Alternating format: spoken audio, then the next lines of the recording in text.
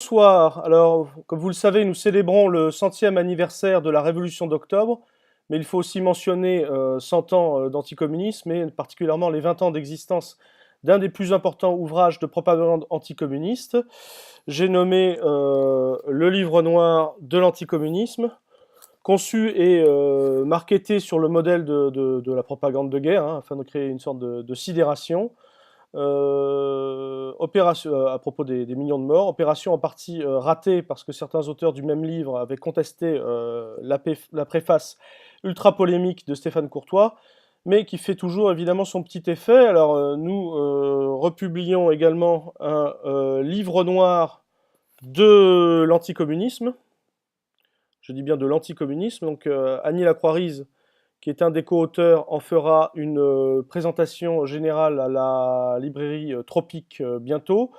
Je ne vais pas anticiper bien sûr sur ce que cette historienne de métier va en dire, ce serait ridicule de ma part, mais je vais simplement dire déjà que cette donc, nouvelle édition, parce que ça avait d'abord été publié par le comité Honecker et là et aujourd'hui avec son aide bien sûr, l'aide de nombreux chercheurs et camarades du monde entier. Elle porte aussi par exemple cette édition le témoignage d'Ibaruri Sudarsono, qui est la fille du dirigeant du PC indonésien assassiné avec 3 millions de ses camarades. Bon, donc effectivement, c'est une des réponses possibles au livre noir du communisme. Il y a eu des livres noirs du capitalisme, notamment un chez mon confrère du temps des cerises. S'il faudrait effectivement des bibliothèques, y compris pour parler des famines ou des blocus qui ont toujours cours et que personne n'arrête, des famines également. Bon, il eût fallu aussi, parce que les réponses sont multiples, qu'on ne me fasse pas dire que je fais un bouquin pour ne répondre, pas de répondre d'une autre manière. Il aurait fallu un anti-livre noir du communisme. D'abord noter effectivement que ce livre était sur la défensive par rapport à la propagande de guerre froide, macartiste, propagande qui reprend de plus belle pendant les années Reagan et dès la fin des années 70. C'était l'époque où Solzhenitsyn venait en Espagne pour dire qu'il fallait que le peuple espagnol maintint en place le régime franquiste, et en disant 60 millions de morts de l'autre côté du rideau de fer. C'était une sorte d'inversion accusatoire propre à l'extrême droite et à la droite. Tout le monde connaissait les 50 millions de morts de la Seconde Guerre mondiale, dus au nazisme, lequel était un produit du capitalisme et de ses contradictions, je le rappelle, dont 20 à 30 millions de soviétiques, des dizaines de millions de morts chinois. Donc on martelait cette propagande à la Solzhenitsyn. J'en veux pour preuve une émission que j'ai revue récemment grâce aux archives de l'INA. On voit Jeannette Torres-Vermersch, veuve de Maurice Thorez, interviewée en 78 par El Kabbach. On est en pleine époque nouveau philosophe, et El Kabbach lui balance, juste en fin d'émission, 60 millions de morts pour lui couper la parole. Donc je rappelle que la population de la Russie, on le sait par un recensement de 1897, donc quelque temps avant la Révolution, était de 120 millions de personnes, un peu plus de 120 millions. Donc en comptant en plus, il faut compter en plus la perte des territoires, effectivement, une partie de la Biélorussie, de la Pologne, etc. Ben alors la plausibilité, donc c'est un pays qui va repousser 14 armées étrangères pendant la guerre civile, la dite guerre civile, puis l'Allemagne nazie, puis la pression atomique américaine, et qui se paierait le luxe de se priver de la moitié de la population, donc un Russe tuerait l'autre, tout en maintenant son régime, tout en lui maintenant sa confiance, et ce sans soubresaut, sans... Enfin, vous voyez l'absurdité. Donc, bon, 20 ans après, c'est la fin des années 77, on est en 97, il y a 20 ans, l'URSS était malheureusement tombée, et si cette catastrophe a eu au moins un bon résultat, c'est que les chiffres officiels du goulag sur lequel on glosait en Occident sont connus. Ils sont connus, on a les archives du NKVD. Et les décès par an se chiffrent non en dizaines de millions, mais en dizaines de milliers. Donc 5 chiffres, et non 8. Sauf l'année 38, on dépasse les 100 000. L'année 41, 42 et 43, on est à plus de 100 000, là plus de 300 000 et plus de 200 000. Alors même monsieur Nicolas Vert, dans le livre noir, n'impute pas les années de guerre, où effectivement, là, le peuple soviétique est mort de 20 à 30 millions de personnes, n'impute pas au régime stalinien ses conséquences. Euh, Enfin, en tout cas, il ne le fait pas, il ne le met pas dans son bilan général. Alors, vous allez me dire, de toute façon, des nombres à 5 chiffres, c'est déjà beaucoup. Oui, alors, surtout si on est obligé d'aborder la question de la comptabilité, il y a même un aspect sacrilège, je viens le reconnaître, hein, en précisant qu'à chaque fois, une victime, c'est toujours une victime, hein, et qu'on n'en parle pas à la légère, et moi le premier.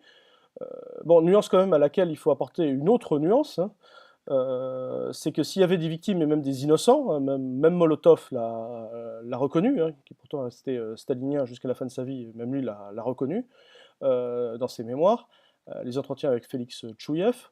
Bon, il y avait aussi des criminels, il y avait même des criminels de guerre. Alors, si vous avez un plan a posteriori pour m'expliquer comment on pouvait lutter contre Hitler en faisant dépérir l'État par décret du Moufti, hein, comme dit Marx en plaisantant à propos des anarchistes, donc lutter contre Hitler sans système pénitentiaire, sans lutter contre des sabotages dont certains étaient pilotés depuis l'Allemagne, avec peut-être, je ne sais pas moi, la potion magique d'Astérix. Bon, je ne vois pas en quoi ces déclarations pour le moins irresponsables et démobilisatrices, hein, parce que c'est à ça que ça revient, tomberaient pas non plus sous le coup d'une réprobation morale, parce qu'on nous fait un chantage moral depuis toutes ces années. Donc, même dans le christianisme, on savait que ne jamais prendre parti, c'est une forme de péché, hein. Tu n'es ni chaud ni froid, tu es tiède et pour cela je te vomis. À Stalingrad, je rappelle qu'on ne pouvait pas ne pas prendre parti. Hegel disait d'ailleurs, seules les pierres sont innocentes. Alors Sartre, grand penseur de la morale, lui disait que écrire, c'est sauter hors du rang des assassins. Pas simple de sortir hors du rang des assassins, hein. Donc, et en tout cas, ceux qui font le procès aux communistes ne peuvent pas déroger à ces interrogations morales non plus. Donc revenons à ces chiffres du goulag, hein. Madame Anne Applebaum, hein, auteur de Goulag, une histoire, connaît ces chiffres officiels, archivés par le NKVD, et elle ne les cite, dit-elle, page 929, qu'à contre-cœur, disant, à propos d'une intention louable, qui serait de dire que ça ne tient pas en compte les conséquences sur la déstabilisation de l'ensemble de la société, notamment. Bon, alors si on joue à ce jeu, je ne sais pas ce que c'est qu'une résistance à Hitler sans appareil d'État pour se défendre. Vous en imaginez les conséquences. Peut-être qu'on serait toujours d'ailleurs sous la botte fasciste, le fasciste qui jugeait bon de mettre des peuples entiers en esclavage et d'en exterminer d'autres. D'autant que c'est le mouvement communiste international qui a opposé la résistance la plus forte au fascisme, c'est le moins qu'on puisse dire. Alors, après, on comprend mieux, effectivement, au vu de ces chiffres, pourquoi la population russe n'a pas le même regard que l'Occident sur la figure de Staline, d'ailleurs à gauche comme à droite, tendanciellement, hein, je parle, hein, bien sûr, parce que les victimes du goulag par an se comptaient par dizaines de milliers et non en dizaines de millions comme les victimes de la guerre, donc du fascisme, donc du capitalisme. Alors, vous me direz, il n'y a qu'à pas choisir entre communisme et capitalisme. Ah oui, alors il n'y a pas 36 modes de production, à part le capitalisme communisme, je sais pas, on peut citer le mode de production asiatique, impérial, le féodalisme, l'esclavagisme, ou alors le communisme primitif, vous allez me dire c'était le plus long dans l'histoire de l'humanité. Alors, une autre objection serait de dire, oui, mais on peut faire un meilleur communisme, et on fera mieux la prochaine fois. Alors, je suis parfaitement d'accord, en plus avec un meilleur développement des forces productives, peut-être une capacité à se défendre, militairement supérieure. Bon, mais mettre des bonnes notes dans le passé et surtout faire croire qu'on peut abolir l'État devant Hitler, laisser faire en fait en quelque sorte la propagande de guerre, et présenter en fait à la Solzhenitsyn, hein, dont je vous parlais, et présenter en fait le léninisme davantage comme un obstacle pour les masses soviétiques, alors que c'était là littéralement leur potion magique, ce qui leur a fait repousser le type même d'organisation qui leur a fait repousser la plus grande invasion militaire de tous les temps. Là, je ne suis pas d'accord. Je ne suis pas d'accord, et précisément pour des raisons avant tout morales. Pratiques et politiques ensuite, d'accord, mais avant tout morales. Et j'accepte pas non plus les prétendus communistes qui se réfugient dans une forme de cynisme.